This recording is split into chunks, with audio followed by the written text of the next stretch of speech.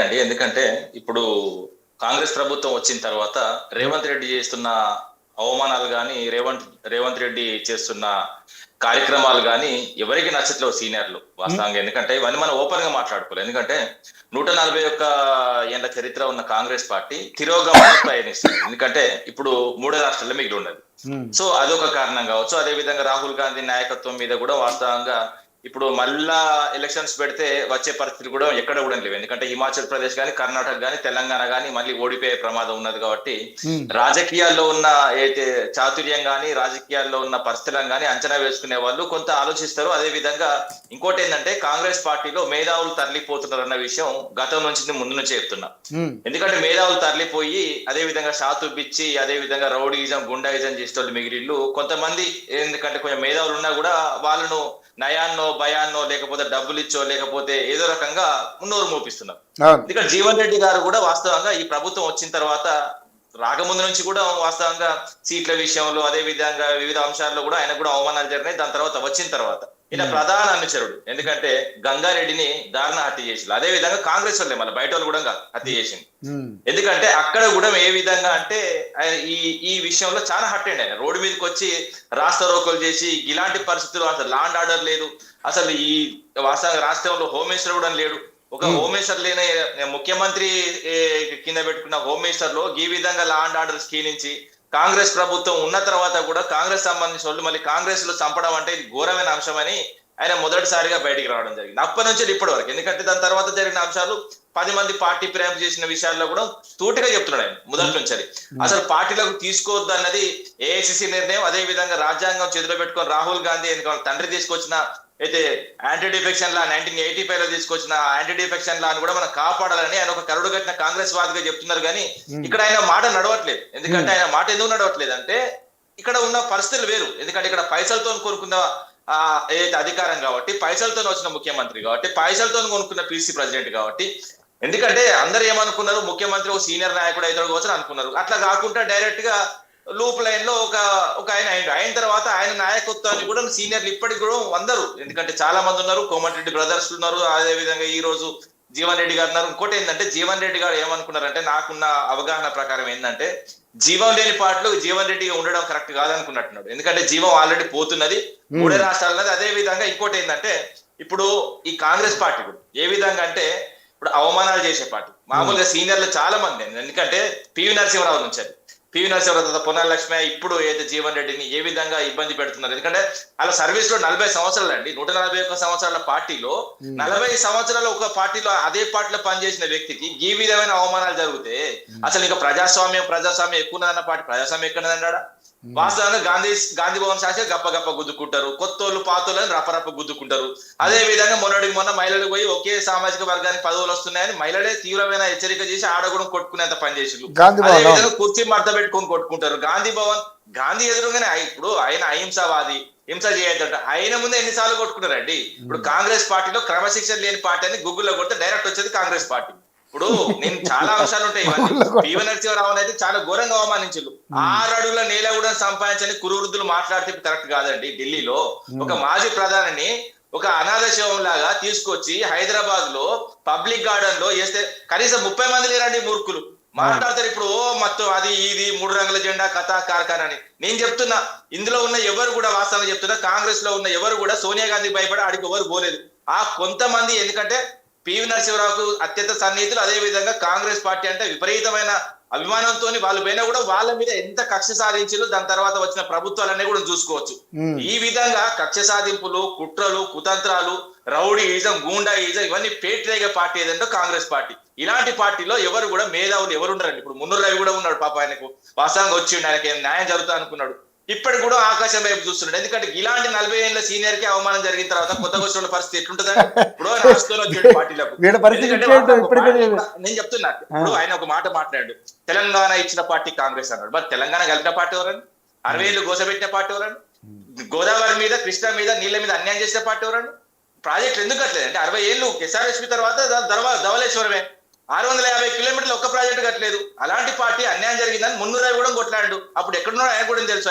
ఆయన కొట్లాడి నేను కూడా దగ్గర నుండి చూసినోడ్నే. హ్మ్. ఎందుకంటే నేను కూడా విద్యార్థి స్టడీ సర్కిల్ లో పాఠాలు చెప్పుకుంటా మొత్తం ఉద్యమాన్ని కంప్లీట్ గా నేను అక్కడ ఉన్న విద్యార్థులు చెప్పేటోని. అదే విధంగా ఏ విధంగా నడుస్తుంది, ఎందుకు తెలంగాణ కావాలి, నేను చాలా వాగ్వాదాలు పెట్టుకున్నా. ఎందుకంటే చాలా సందర్భాల్లో చాలా మీటింగ్లు అటెండ్ అయినప్పుడు కూడా, ఎందుకంటే మా పక్కనే, ఎందుకంటే అక్కడ నిజాం కాలేజ్ గ్రౌండ్ లో కూడా జరిగిన తెలంగాణ వంటకాల ప్రోగ్రామ్ లో కూడా అక్కడ అటెండ్ అయ్యి ఏ విధంగా అసలు తెలంగాణ ఏంటి, తెలంగాణ సాంప్రదాయం ఏంటి, తెలంగాణకు ఆంధ్రకు సంబంధం ఏంటి, అసలు సంబంధం లేని వాస్తవంగా ఏంటంటే ఇప్పుడు 53లో వాస్తవంగా ఏదైతే పొట్టి శ్రీరాములు త్యాగ ఫలితంగా ఆ రాష్ట్రం ఏర్పడింది. 53లో ఆయన 58 రోజులు వాస్తవం చెప్పండి, 58 రోజులు కడుపు మార్చుకుని చచ్చిపోయాడు. చచ్చిపోతే రాష్ట్రం ఏర్పడి అప్పుడు కూడా ఆంధ్ర రాష్ట్రం, ఆంధ్రప్రదేశ్ కాదండి, ఆంధ్ర రాష్ట్రం వచ్చింది. 3 ఏళ్ళు ఉన్నారండి, 3 ఏళ్ళ 1 నెల, 3 ఏళ్ళ 1 నెలకు 1956లో తీసుకొచ్చి మళ్ళా తెలంగాణలో కలిపారు. తెలంగాణలో ఎప్పుడు కలపాలండి, ఎవరిని కలపాలి? ఇప్పుడు వాస్తవంగా చెప్పాలంటే ఒక చిన్న ప్రాంతం, తమిళనాడు నుంచి వేరుపడ్డ ఒక చిన్న ప్రాంతం. తెలంగాణ ఆల్రెడీ 8 సంవత్సరాలు, 48 నుంచి వెళ్ళి 56 వరకు ఒక రాష్ట్రంగా విలసిల్లుతున్న రాష్ట్రం. అంతకుముందు ఒక దేశం. సరే, వాళ్ళు కూడా మద్రాస్ ప్రెసిడెంట్స్ లో ఉన్నారు, మేము మా సపరేట్ అయిన నిజాం పరిపాలనలో ఉన్నాము. సరే, ఈ రెండు తీసుకొచ్చి కలిపినప్పుడు ఇప్పుడు ఒక చిన్న తమిళనాడు రాష్ట్రం నుంచి వేరుపడ్డ ఒక చిన్న భాగం తీసుకొచ్చి తెలంగాణ కలిపితే తెలంగాణ రాష్ట్రం అంటారా, లేకపోతే ఆంధ్రప్రదేశ్ అంటారా అండి? ఈ ప్రదేశం పదం ఎక్కడన్నా తెలంగాణ ఇప్పుడు వాస్తవంగా దక్షిణ భారతదేశంలో ఉంటుందా అండి? అది హిందీ పదము.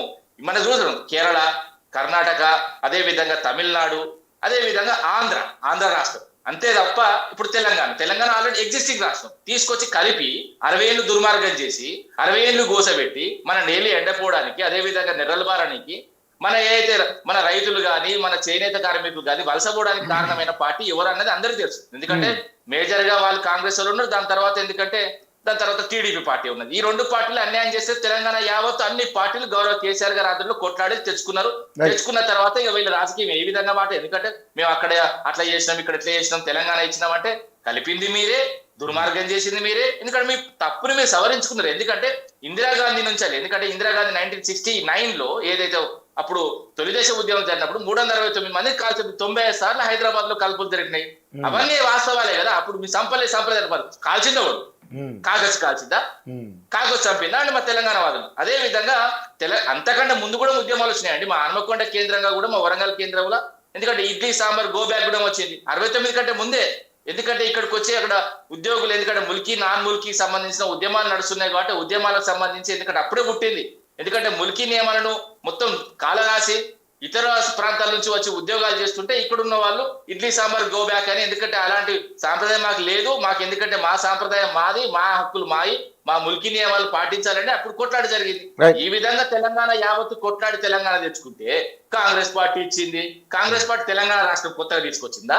ఏదో కొత్తగా అంటే కాంగ్రెస్ కాదు మన రామూర్తి గారు, కాంగ్రెస్ పార్టీ అధికారంలో ఉన్నప్పుడే కదా తెలంగాణ రాష్ట్ర ఆవిర్భావానికి కాంగ్రెస్ పార్టీ అధికారంలో ఉన్నప్పుడే కలిపి సాక్షాత్ ముఖ్యమంత్రి గారే కాదు, అప్పుడున్నటువంటి ముఖ్యమంత్రి గారు రేవంత్, వినండి, అప్పుడున్నటువంటి ముఖ్యమంత్రి గారు కేసీఆర్ గారు, మీరు తొందరపడకండి. నా దగ్గర ఒక ఆవు ఉన్నది, బంగారు లాంటి ఆవు ఉన్నది. ఆవుని తీసుకొచ్చి రవి గారికి మీకు అప్పచెప్తే మీరు 60 ఏళ్ళు దాన్ని పితికి దాని బక్కజిక్కి మళ్ళీ తీసుకొచ్చి నీకు ఇచ్చిన అంటే అది పద్ధతి ఉంటుందా అండి? ఇది కరెక్ట్ కాదండి. ఎందుకంటే మనం విజ్ఞులం. ఎందుకంటే తెలంగాణ ఏర్పాటు కానీ, తెలంగాణ అనేది సపరేట్ ప్రాంతం, త్రిలింగ దేశం. వాస్తవంగా ఏంటంటే మన చరిత్ర వేరు, మన కథలు వేరు. ఎందుకంటే ఇప్పుడు మళ్ళీ కూడా చెప్తున్నా, అందరూ అంతరాత్మకు తెలుసు అండి, కాంగ్రెస్ వాళ్ళు అంతరాత్మకు తెలుసు. కానీ ఏంటంటే వాళ్ళు రాజకీయాల్లో కాంగ్రెస్ పార్టీలో ఉన్నారు కాబట్టి గౌరవ్ కేసీఆర్ గారిని తక్కువ చేయాలి, తెలంగాణ ఏర్పాటు తక్కువ చేయాలన్న ఉద్దేశంతో మాట్లాడతారు తప్ప కేసీఆర్ మీరు మాత్రం ఇచ్చిన పార్టీని తక్కువ చేసి మాట్లాడతలేదా? మీరు కూడా ఇచ్చిన పార్టీని తక్కువ చేసి మాట్లాడుతున్నారు కదా. కలిపి దుర్మార్గం చేసింది, ఇచ్చి తప్పు దిద్దుకున్నది. నేను చెప్తున్నా కదా, మళ్ళీ కూడా చెప్తున్నా, కలిపి దుర్మార్గం చేసింది, ఇచ్చి పాపం నేను వాస్తవం అండి. రవి గారికి కూడా తెలుసు, ఎందుకంటే అందరికీ తెలుసు, ఆయన కూడా చరిత్ర చదివినోడే. ఇవన్నీ మనం మాట్లాడుకుంటే చాలా పెద్ద చరిత్ర అవుతుంది. జీవన్ రెడ్డి గారిని ఈ రోజు మరి ఈ పరిస్థితిలో చూస్తే అంటే మీరు ఏమనుకుంటున్నారు? ఎందుకంటే అక్కడ మీ పార్టీ జీవన్ రెడ్డి గారిని నిజంగా చెప్తున్నారు రవి గారు, జీవన్ రెడ్డి గారిని చూస్తే వాస్తవంగా గుండె తరక్కపోతుంది. ఎందుకంటే ఒక 40 ఏళ్ళు ఆ పార్టీకి సేవలు అందించి కుటుంబాన్ని విడిచి ఎన్నో కొట్లాటలు, కాంగ్రెస్ పార్టీ చచ్చిపోతున్న దాన్ని కూడా భుజాల మీద వేసుకొని లేపిన వ్యక్తి. సరే, కొంతమంది ఉన్నా లేకున్నా, కొంతమంది షార్ట్ కట్ లో వచ్చిన ముఖ్యమంత్రులు అయిన, వాస్తవంగా ఆ పార్టీ ఈ రోజు నిలబడ్డదంటే జీవన్ రెడ్డి లాంటి వాళ్ళ వల్లనే. అలాంటి వాళ్ళను పక్కకి నెట్టి అహంకారపూరితమైన మాటలతోని కనీసం ఆయన సర్పంచ్ టికెట్ ఇచ్చుకోలేడు, మున్సిపాలిటీలో టికెట్ ఇచ్చుకోలేడు. అయినా కూడా మున్సిపాలిటీలో ఆయన మొత్తం అక్కడ కొట్లాడి ఆయన వర్గానికి సంబంధించిన బరాబర్ గెలిపించుకున్నాడు. ఎందుకంటే ఆయన ఇండిపెండెంట్ గా కూడా పోటీ చేసి గెలిపించుకున్నాడు. ఎందుకంటే ఒక దమ్మున లీడర్. ఎందుకంటే పార్టీలకు అతీతంగా చెప్తున్నా, అవును. మా పార్టీలో ఉన్నా, మా పార్టీలు లేకున్నా, రేపు మా పార్టీకి వచ్చినా, లేకపోతే బీజేపీలో ఏమైనా ఇంకే నిర్ణయం తీసుకున్నా ఆయన నిర్ణయం స్వాగతిస్తాం. ఎందుకంటే అలాంటి మేధావులు, అలాంటి ఒక, ఎందుకంటే ఒక పార్టీ మీద ప్రేమ ఉన్న వ్యక్తులు వాస్తవంగా అందరు ఇష్టపడతారండి. ఇప్పుడు ఎందుకంటే ఇప్పుడు ఎవరైనా కూడా, ఇప్పుడు నేనున్నా, లేకపోతే రవి గారు ఉన్నారు, ఇప్పుడు కాంగ్రెస్ లో పనిచేస్తున్నాడు, కాంగ్రెస్ కోసం గట్టి కొట్లాడతాడు. కొట్లాడినప్పుడు ఆయన ఇష్టపడతారు. ఇప్పుడు పార్టీకి అతీతంగా ఇష్టపడతారు, నన్ను కూడా పార్టీకి అతీతంగా ఇష్టపడతారు. ఎందుకంటే అలాంటి పరిస్థితులు ఉన్న వ్యక్తులు వాస్తవంగా పార్టీలు కాపాడుకోవాలి. పార్టీలు కాపాడకపోతే ఆ పార్టీ ఖచ్చితంగా నీలమట్టం అయితే. ఇంకోటి ఏంటంటే, ఇప్పుడు వాస్తవంగా నేను మళ్ళీ కూడా చెప్తున్నా, 1980 లో పుట్టిన పార్టీ బీజేపీ పార్టీ, అది వాస్తవంగా పైకి వెళ్తున్నది పార్టీ. ఎందుకంటే 84 లో వచ్చిన ఎన్నికల్లో 2 సీట్లు వచ్చినాయి దేశవ్యాప్తంగా. దాని తర్వాత కొట్టుకుంటా వస్తే ఒకసారి వాజ్పేయితో అధికారంలో వచ్చింది. దాని తర్వాత ఎందుకంటే మోడీ గారితో ఇది 3వ సారి నడుస్తున్నది. అదో పైకి పోతున్నది, ఇదో కిందికి పోతుంది. 141 చరిత్ర ఉన్న కాంగ్రెస్ పార్టీ పైకి వెళ్ళి స్టార్ట్ చేస్తే అది మొత్తం 60 ఏళ్ళు వాళ్ళు పరిపాలన చేసిన వాళ్ళు ఇప్పుడు 3 రాష్ట్రాలు మిగిలిపోయారు. వాస్తవంగా ఈ అసెంబ్లీ ఎన్నికలు వస్తే ఈ 3 రాష్ట్రాల్లో ఉంటుందో కూడా పిక్తో కూడా తెలియదు. ఎందుకంటే వీళ్ళు నిర్ణయాలు కానీ, ఇప్పుడు ఇంకోటి ఏంటంటే రాహుల్ గాంధీ కూడా వాస్తవంగా చెప్పాలంటే నిర్ణయాలు కానీ ఆయన చెప్పినది ఏం జరగలేదు. ఎందుకంటే పార్టీ ఫిరాయింపులకు వ్యతిరేకం అన్నారు. మరి వాళ్ళు పరిపాలించే రాష్ట్రంలో పార్టీ ఫిరాయింపు జరగదు కదా. అదే విధంగా స్పీకర్ తో అబద్ధం ఆడిస్తారు. అదే విధంగా ఈ రోజు నిన్న జరిగిన అసెంబ్లీకి సంబంధించి అక్కడ కూడా గవర్నర్ తో అబద్ధాలు ఆడిస్తారు. ఈ అబద్ధాలతో వచ్చిన ప్రభుత్వం అబద్ధాలు ఆడుతుంటే ఇలాంటి సీనియర్లకు నష్టలేదు. ఎందుకంటే వాళ్ళు పార్టీ మారిన విషయం వాస్తవంగా జీవన్ రెడ్డి గారు కూడా పలుమార్లు ప్రెస్ మీట్ పెట్టి ఇది కరెక్ట్ కాదు, ఈ సంజయ్ అనే వ్యక్తిని ఆవేదన వ్యక్తం చేశారు. ఆయన ఎందుకంటే ఇప్పుడు వాళ్ళు కరుడు కట్టిన వాళ్ళు అండి. ఇప్పుడు వాస్తవంగా ఇప్పుడు వచ్చిన వాళ్ళకు పెద్ద దీని మీద లెక్క ఉండదండి. ఎందుకంటే పార్టీని పట్టుకొని కష్ట నష్టాల్లో ఉన్న వాళ్ళకు చాలా బాధ అవుతుంది. ఇప్పుడు ఏ పార్టీ అయినా, మా పార్టీలో కూడా, ఎందుకంటే మమ్మల్ని కాదని కూడా కొంతమంది తీసుకొచ్చినప్పుడు మాకు కూడా బాధ అయింది. అలాంటి బాధ అందరికీ ఉంటది. ఎందుకంటే అలాంటి పరిస్థితిలో ఏ పార్టీలు తప్పు చేయలేదని కాదు కానీ, ఎందుకంటే ఇలాంటి సీనియర్లకు ఖచ్చితంగా మర్యాద ఇవ్వాలి. ఖచ్చితంగా మీ మర్యాద ఇవ్వడంలో ఏ పార్టీ అయితే బాగుంటుందో ఆ పార్టీ దగ్గరకు ఆ వ్యక్తి పోతాడు. చూడండి. రైట్. సరే, మొత్తానికైతే బీఆర్ఎస్ లోకి వచ్చే అవకాశం ఉన్నట్టుగా మీరు ఆశాభావం వ్యక్తం చేస్తున్నారు. చూద్దాం ఏం జరుగుద్దో.